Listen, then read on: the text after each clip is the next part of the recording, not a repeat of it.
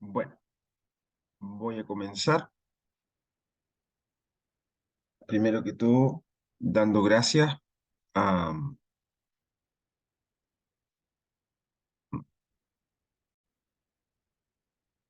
Bueno, antes que todo, muchas gracias por la invitación a,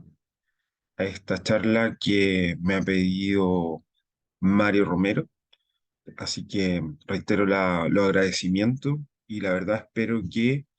les guste este tema que él pretende, ¿no es cierto?, presentarle. Él me ha pedido y me ha encarecido una presentación al respecto de la vigilancia en salmonela, que es el tema que yo les quiero compartir. Tal como sale acá, el título de la presentación es sobre lo que se está realizando acá en Chile, que es una vigilancia integrada de susceptibilidad fenotípica y presencia de genes de resistencia antimicrobianos en cepas de salmonela entérica aisladas en Chile. Bueno, como bien ustedes saben, eh, Salmonella es uno de los patógenos quizá entre los más estudiados y con más relevancia, tanto en la parte clínica como también en la parte ambiental. Yo pertenezco al Instituto Salud Pública de Chile. Este Instituto Salud Pública de Chile trabaja directamente bajo la supervisión tanto de la Subsecretaría de Salud Pública y el Ministerio de Salud de nuestro país. Somos un organismo gubernamental y dentro de nuestra misión es parte los estudios, vigilancia de las distintas bacterias, virus, parásitos, hongos que son aislados dentro de nuestro país. Tal como les decía, Salmonella es quizás la principal causa de enfermedades transmitidas por alimentos en todo el mundo y además, ¿no es cierto?, como dentro de sus principales características, es que son bacterias anaerobias facultativos, gram negativos, con forma de bastoncillo, que se conocen, que causan esta enfermedad denominada salmonelosis. A nivel mundial, esta enfermedad está relacionada con cerca de 95 millones de casos de gastroenteritis al año.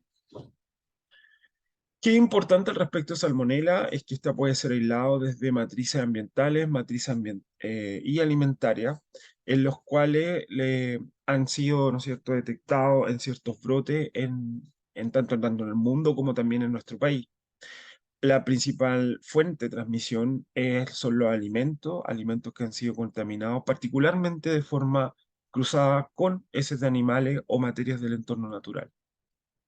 Solamente como referencia, quiero destacar lo que está descrito en el CDC en Estados Unidos, en el cual solo en este año, en el 2022, ya tiene reporte de distintos alimentos, brotes que vienen brotes que vienen de salmonela aislada desde alimentos, como el caso aquí la mantequilla maní, o ya desde el año 2021, que de todos los brotes detectados desde alimentos, la mayoría de ellos corresponde a brotes aislados desde Salmonella. También resulta súper interesante que Salmonella ha causado ciertos brotes desde animales particularmente desde reptiles. Ya el año 2022 habían algunos casos de brotes de Salmonella desde tortuga, desde estos animales particulares que le llaman los pet bird dragons, que también son animales que se están utilizando ahora como mascota y que a lo largo de saqué información de los últimos años, han sido también los animales responsables de ciertos brotes en Estados Unidos desde Salmonella. La enfermedad, cuando el humano captura, ¿no es cierto?, y Salmonella coloniza particularmente su sistema digestivo, le provoca el cuadro, ¿no es cierto?, que presenta diarrea, fiebre, cólicos estomacales, y que lo normalmente es que la enfermedad se recupere sin ningún tratamiento. Ahora, en los casos en los cuales la enfermedad avanza y esta no es tratada, las personas son hospitalizadas y es necesario utilizar antibióticos. Dentro de las recomendaciones también del FDA, recomienda que en los casos de primera opción no se utilice antibiótico, particularmente cuando un caso por salmonella no tifoidea, pero en los casos en que el agente es salmonella tifi, debería utilizar ceftriaxone o ciprofloxacino. En los casos de Salmonella notifoidea, vamos a encontrar que solamente en los casos más graves la recomendación es utilizar algún tipo de antibiótico, particularmente ceftriaxona, ciprofloxacino o dentro de la primera línea. En el momento que se empezaron a utilizar los antibióticos desde su descubrimiento, sabemos de que va a existir este desarrollo natural de resistencia a los antibióticos, que es un fenómeno totalmente natural, que el uso indiscriminado que existe de ello ha acelerado el proceso de resistencia, en el cual, ¿no es cierto?, los antibióticos se vuelven totalmente inútiles. Esto es un problema totalmente mundial, es un problema que se da, ¿no es cierto?, en los distintos continentes, como menciona acá, e incluso las proyecciones más favorables menciona de que por el año 2050 va a fallecer por lo menos una gran cantidad de población debido a la falta de antibióticos. Esto obviamente que complica los tratamientos, el aumento de las muertes, como también la estancia en hospitales, costos médicos y lo que le había mencionado, el aumento de la mortalidad. Es importante también de que la OMS y el CDC han detallado cuáles son los microorganismos a los cuales se le debe poner atención y generar una vigilancia. Esto debido a la clasificación que se le ha denominado para los organismos que están generando las mayores resistencias. Y por eso es que destaco acá a Salmonella, tanto la Salmonella tifi como la Salmonella no tifi, como dentro de las amenazas más serias que presentamos en el planeta. Los estudios también ya por parte de la CDC demuestran hace años de que la resistencia sobre el tiempo ha ido aumentando, particularmente en los antibióticos que eran utilizados en primera línea, como el caso acá que menciona, en el caso Salmonella typhi con ciprofloxacino, o también, ¿no es cierto?, en los casos las infecciones no TIFI, en el cual también los porcentajes de resistencia con ciprofloxacino, ceftriaxona o acitromicina, también esto ha ido en aumento. También hay que reconocer que las resistencias a antibióticos poseen ciertos mecanismos, los cuales, dependiendo del antibiótico que estemos hablando, vamos a tener dentro de eso la inhibición de síntesis proteína por parte de las bacterias, la inhibición del ADN, de la síntesis del ADN, inhibición de la síntesis de ARN, como también la inhibición de la síntesis de la pared celular. Todos estos mecanismos descritos son principalmente eh, adquiridos por las bacterias a través de dos formas particularmente, como es la evolución horizontal, en lo cual ahí participan los procesos de conjugación, transformación o transducción, o también la evolución vertical que se da, ¿no es cierto?, de la célula madre a la célula hija. La verdad es que también me gusta incorporar esta primera parte porque aparte de los estudios fenotípicos, en el caso de nosotros, la vigilancia, además de la resistencia fenotípica, también le estamos haciendo resistencia genotípica, viendo los genes de resistencia de la manera, ¿no es cierto?, revisándolo en el laboratorio. Ahora, cabe destacar de que la elección de cuáles genes de resistencia evaluar se vuelve bastante complejo considerando que cada país o cada grupo de investigación genera distintos tipos de evaluación y elección de los genes de resistencia. Esta publicación del año, si no me equivoco, esta es del 2020-2021, se publicó este trabajo donde cuáles son los genes de resistencia que hay que elegir para estar al tanto y generar esta vigilancia epidemiológica, en el cual da una lista de los genes que serían más importantes, asumiendo qué bacterias son las que se están estudiando y también cuáles son los antibióticos que se puedan estar evaluando. En base a eso también nosotros en nuestro laboratorio hemos designado la elección de ciertos genes de resistencia, los cuales también son estudiados para conocer aún más en detalle eh, cuáles serían los mecanismos posibles que las bacterias estuviesen utilizando para generar la resistencia a los antibióticos. Un concepto importante también que nace con respecto a todo lo que está sucediendo en el ámbito antibiótico es el concepto de One Health o lo que también se denomina una salud. Este enfoque lo que está tratando de decir es de que por muchos años, sobre todo en el área de la microbiología, se estudia por lo general al ser humano separado de lo que es el ambiente o incluso del ámbito de los animales. Lo que está llamando este movimiento es al estudio en conjunto de los efectos que pueden producir los antibióticos tanto en animales, en el ambiente o en la comunidad, ya que todos son responsables de este uso indiscriminado y por ende el aumento de la resistencia a antibióticos. Ahora les voy a presentar la situación que existe en nuestro país. La verdad es que existen varios reportes de hace varios años al respecto, particularmente de salmonela.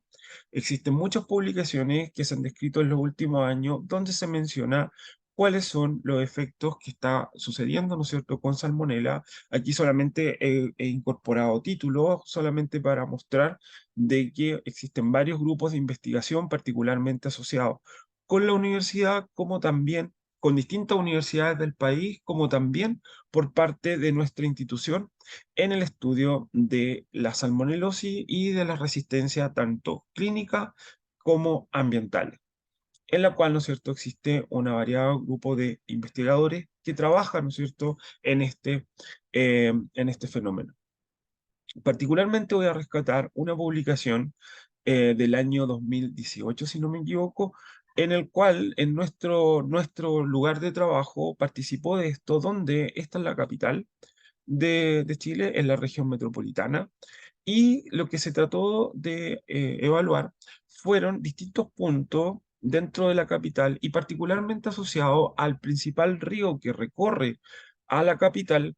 en el cual eh, se tomaron distintas muestras ambientales, desde aguas de regadío, y hacer los análisis de la presencia de salmonela y la resistencia asociada a esto. Este estudio mostró de que fueron 17 lugares en los cuales se aislaron y se pudieron determinar ciertas bacterias, ciertas salmonelas, ciertos serotipos, y lo más interesante es que luego de las bacterias ambientales detectadas, se hicieron los estudios a través de Pulsotype, la identificación a través eh, de detección, ¿no es cierto?, de ciertos genes particularmente, en los cuales se pudo identificar que habían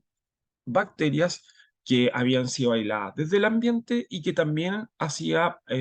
el contacto directo con las bacterias que habían sido identificadas desde cepas humanas. Que lo que está diciendo esto, que, ¿no es cierto?, la cepa, la salmonela, que eran causantes de infecciones dentro de lo humano, también eran responsables de las que encontrábamos en forma ambiental. De esta forma, podemos completar el ciclo en el cual, ¿no es cierto?, el hombre totalmente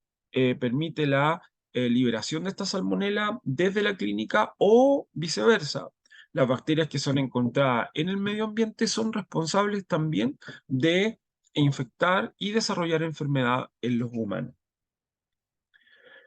Eh, Otro dato importante que tenemos nosotros dentro de nuestra institución son los serotipos de salmonela que han sido aislados. En este caso, este gráfico muestra las bacterias que han sido aisladas desde enfermedades transmitidas por alimento hacia el hombre y los serotipos más predominantes. Si ustedes se dan cuenta acá, el serotipo más predominante hasta el año 2017-2018 ha sido Salmonella enteritidis. Sin embargo, bueno, en segundo lugar está Salmonella typhimurium, que es por lo general la tendencia mundial de los serotipos que son identificados cuando ocurre una enfermedad transmitida a través de los alimentos. Ahora, si ustedes ponen atención en el color naranjo corresponde al serotipo infanti. El serotipo infanti ha llamado la atención porque desde el año 2016 ha ido presentando un cierto aumento en la detección. Por lo tanto, dentro de los estudios que nosotros quisimos hacer, es identificar cuál es el serotipo más prevalente en los últimos 4 años, que fueron los estudios que se hicieron 2018, 19, 20 y 21. Otro dato importante estadístico es al respecto de estos brotes provocados desde el ambiente, desde los salmonella aislados, o sea, desde las bacterias aisladas o el microorganismo aislado, desde los casos de enfermedad transmitida a través de los alimentos, es que salmonella ocupa la primera identificación, dentro de lo que se compara con lo que pasa con Escherichia coli, con Staphylococcus aureus o también con norovirus, siendo Salmonella la principal eh, especie bacteriana, el género bacteriano que es reconocido dentro de este tipo de transmisión. Ahora, ¿cuáles son los alimentos que transportan principalmente a salmonela y es responsable de los brotes? Principalmente son las comidas y platos preparados. Alimentos que ustedes también sabrán que son los más manipulados y los más fáciles de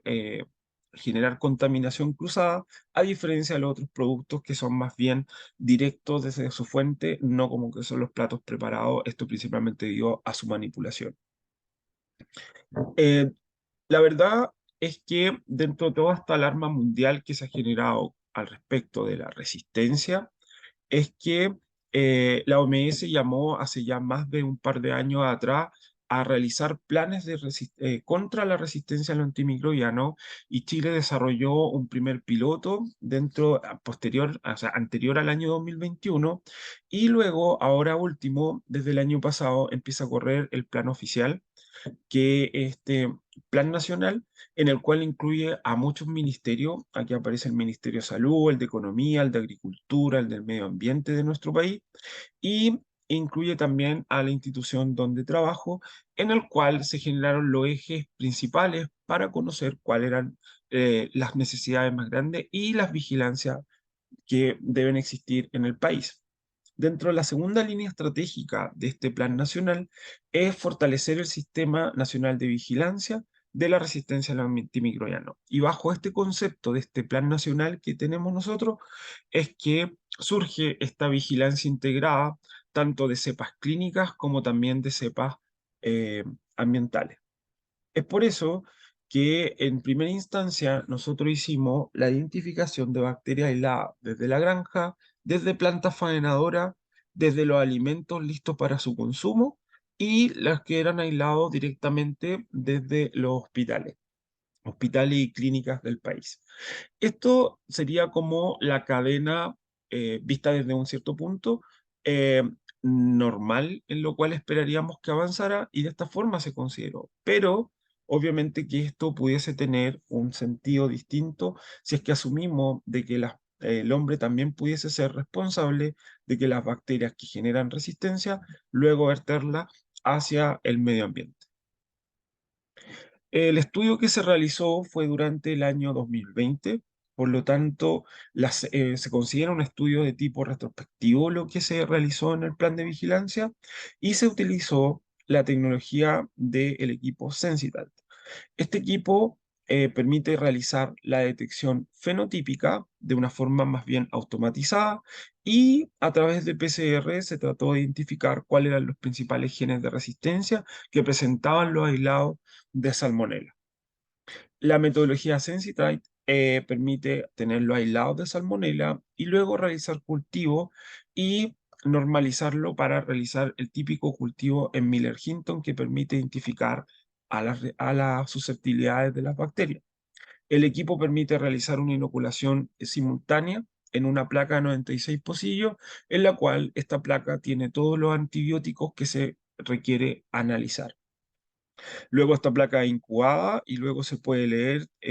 desde inmediatamente todos los pocillos y poder identificar cuáles son las concentraciones mínimas inhibitorias de cada aislado con cada antibiótico. Los antibióticos que nosotros analizamos es un perfil de antibióticos que concuerda con los identificados particularmente como el ciprofloxacino que les mencioné, también con acitromicina, amoxicilina, ceftriaxona, que serían los antibióticos de primera elección para el momento de tratar a salmonela. En el caso de la microbiología molecular para la detección de genes de resistencia, directamente de las cepas se hizo las extracciones de material genético y luego a través de PCR amplificación, observar a través de PCR convencional o de punto final,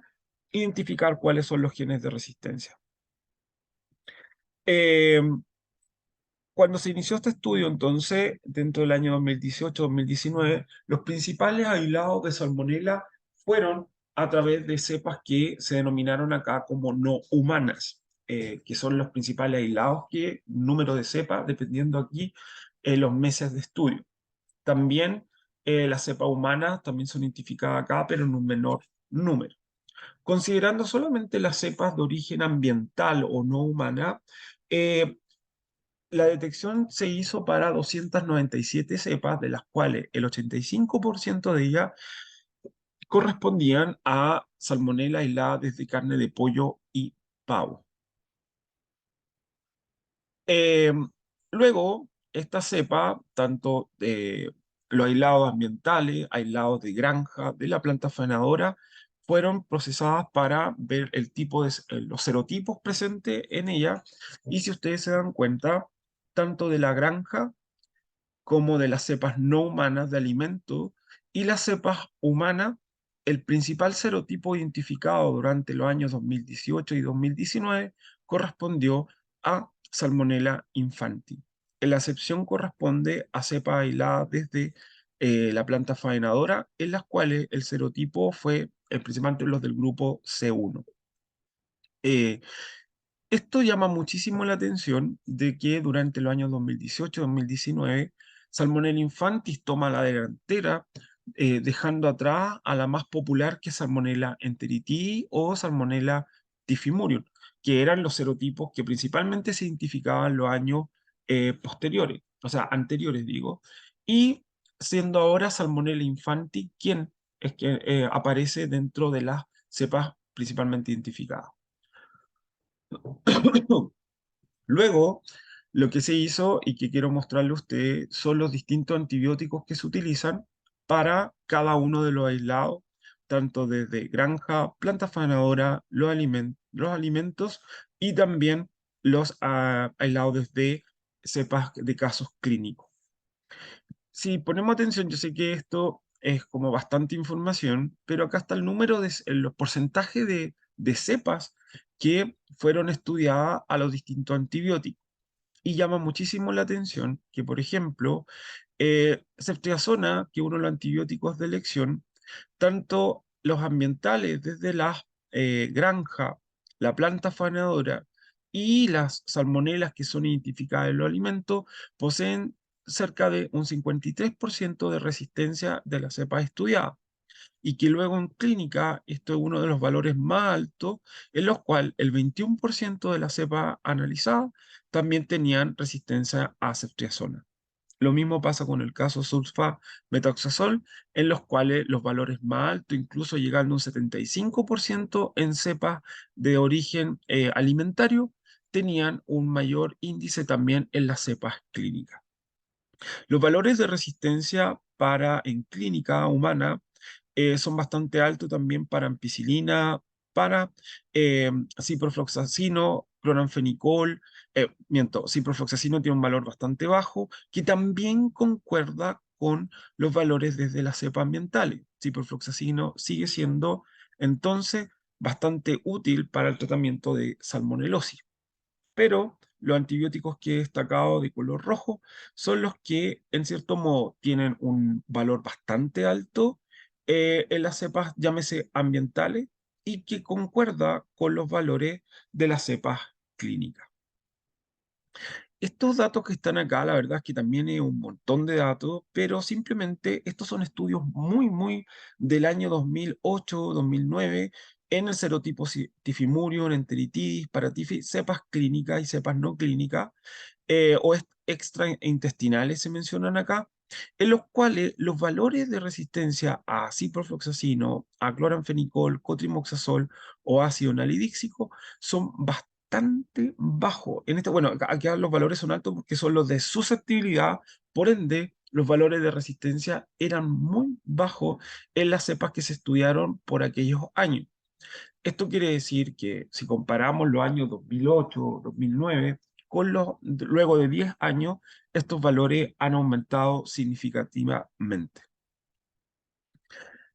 Otro estudio que nosotros quisimos tomar con los datos es qué es lo que está pasando en los distintos años. Por ejemplo, en cuanto a las multiresistencias. ¿Qué quiere decir eso? Aquí aparece el número de antibióticos resistentes. Por ejemplo, menciona acá que el año 2018 había una cepa que tenía 12 resistencias a antibióticos y habían 5 cepas que tenían 9 resistencias a antibióticos. Si comparamos, estas son las cepas de la granja 2018 y estas son las 2019. Estos datos, la verdad es que están siendo recientemente procesados, no hay ningún análisis estadístico detrás, pero pudiésemos ver de que hubo un cierto aumento con el año 2019, en lo cual, por ejemplo, aparecen 15 cepas con 10 resistencias a antibióticos de las 14 antibióticos analizados. Un caso bastante similar sucede con las cepas desde las plantas faenadoras, donde, por ejemplo, de 4 cepas que tenían 9 resistencia a antibióticos, aparecen el año 2019, aparecen 21 cepas con 9 resistencia a antibióticos. De las cepas de alimentos los valores son aún mayores y la cantidad de cepas que son multiresistentes, bueno, asumiendo que llamémosle multiresistente a las que tengan más de 8 resistencia a antibióticos, el número de cepas es bastante alto.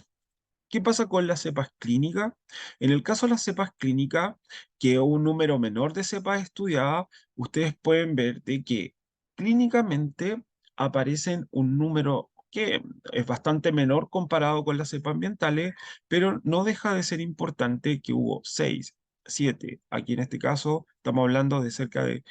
15 cepas que eran multiresistentes, que tenían más de una resistencia a un antibiótico, llegando a tener hasta un número de 10 resistencias a antibióticos, y en este caso son cepas aisladas directamente desde muestras clínicas.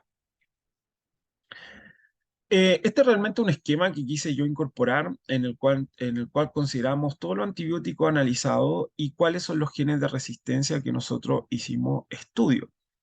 Y simplemente, en este caso, hemos incorporado, porque todavía no lo he realizado, que son las cepas ambientales en las cuales se vieron cuáles eran los genes de resistencia que presentaban.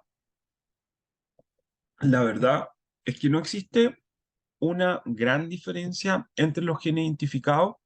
La verdad es que espero con ansia tener pronto los datos de las cepas clínicas, que es lo que me falta acá, pero ustedes pueden ver de que CTXM, el gen de resistencia a CTXM, está presente en este caso en todas las cepas. Las resistencias a ciprofloxacino, a quinolona, los genes SUL1, que están presentes también, y la resistencia a tetraciclina, que se da particularmente por el gen TET-A. Y tenemos, creo que son 2 o 3 cepas que son a través del mecanismo de la resistencia de tetraciclina por TET-B. Bueno, estos son los datos bastante preliminares y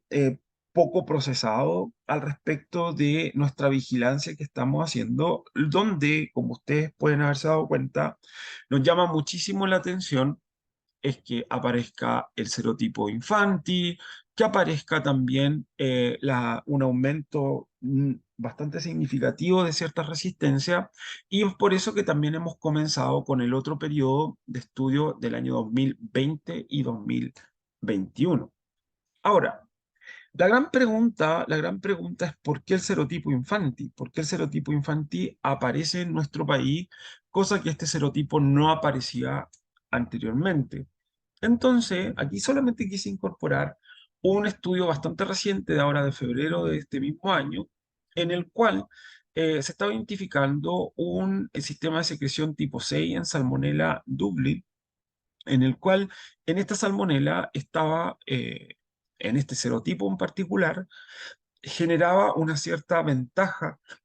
frente a un desarrollo de infección, lo cual este paper simplemente lo quise incluir como una posible explicación de por qué Infanti, o habría que investigar por qué Infanti en nuestro país está apareciendo como un serotipo importante. Ahora,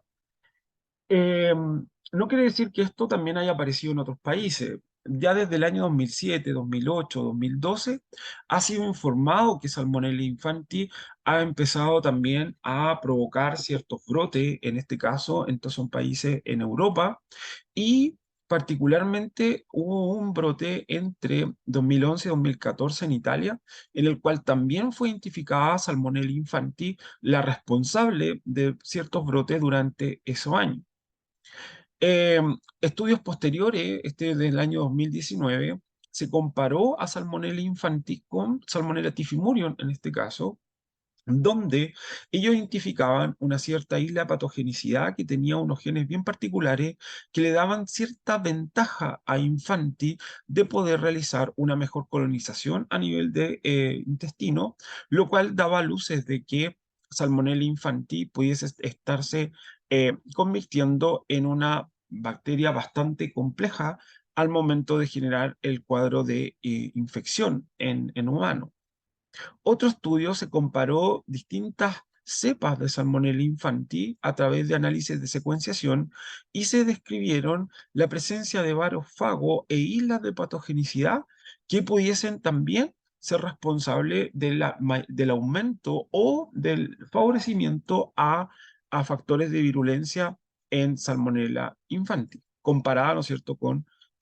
haciendo un análisis genómico de distintas cepas de Salmonella infantil. Otro estudio, y este bastante reciente, de julio del 2021,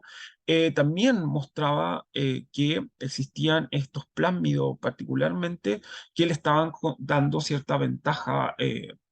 un cierto beneficio a Salmonella infantil, lo cual podría estar relacionado con el aumento de brote de Salmonella infantil.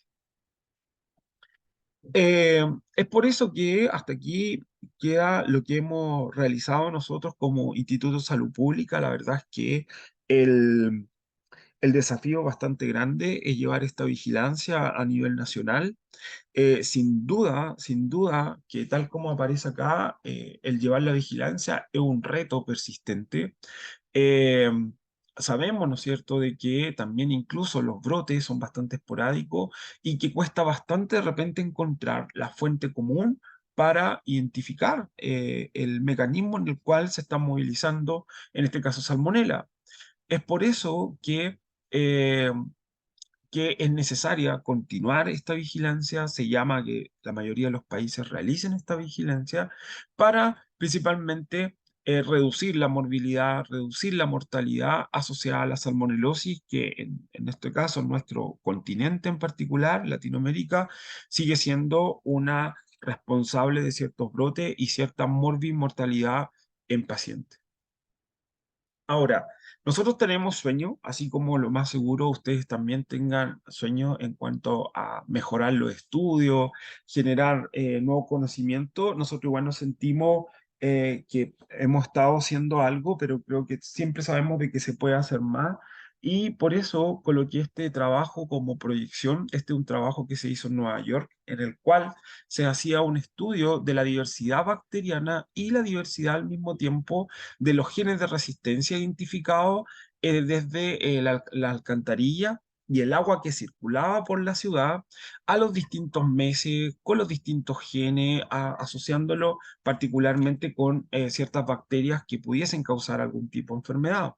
Hay otro estudio como este en el cual se realizó distintos genes en distintos puntos de plantas de tratamientos de agua, en lo cual se podía identificar la persistencia de salmonela y ciertos tipos de genes que estaban asociados a en en estas aguas de alcantarilla o aguas que van hacia el tratamiento de aguas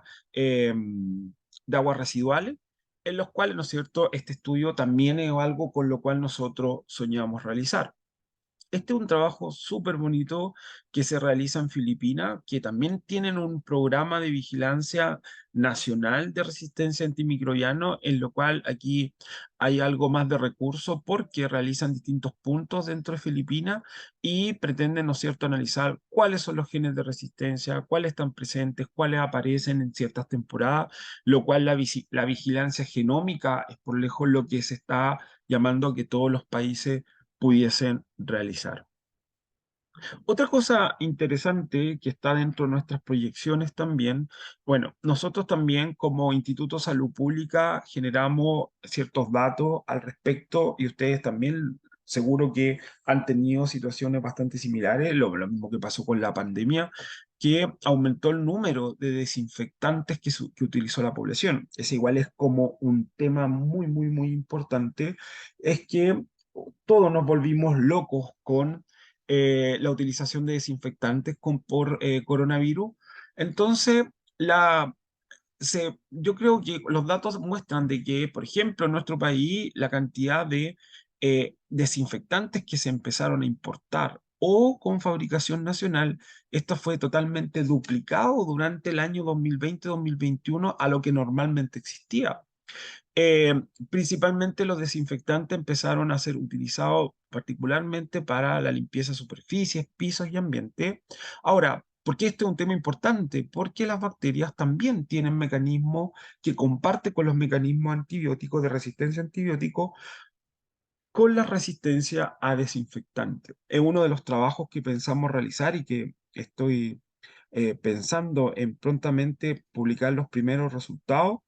que es de cuáles son los genes de resistencia a desinfectante. Se relacionan mucho, por ejemplo, lo más seguro es que usted también en su país empezaron a utilizar mucho amonios cuaternarios, que va muy de la mano con la resistencia a quinolona. Eh, y la idea es mostrar qué es lo que pasaba con las cepas que nosotros tenemos guardadas, cepas de prepandémica a las cepas que están apareciendo ahora, y cómo pudiese estar también el exceso de utilización de desinfectantes durante la pandemia, estar provocando también un aumento de la resistencia bacteriana. Bueno, espero no haberlo aburrido. Me hubiese gustado muchísimo haber estado presente para dar esta charla. La verdad es que voy a salirme un poco de acá y les voy a dejar acá abajo mi correo. Es eparedes@ispch.cl. Ese es mi correo. Eh, yo sé que van a tener la instancia para hacer preguntas, que me la hagan llegar o las pueden escribir directamente acá a mi correo. Yo feliz voy a tratar de responderle lo más pronto posible y, y la verdad es que me hubiese gustado mucho haber podido estar de forma, llámese, directa con ustedes y la verdad súper contento por la invitación. Espero que les vaya súper bien y que aprovechen esta instancia en su... ¿no es cierto?, en su formación. Así que muchas gracias nuevamente por la invitación. Chao, chao, que estén súper bien.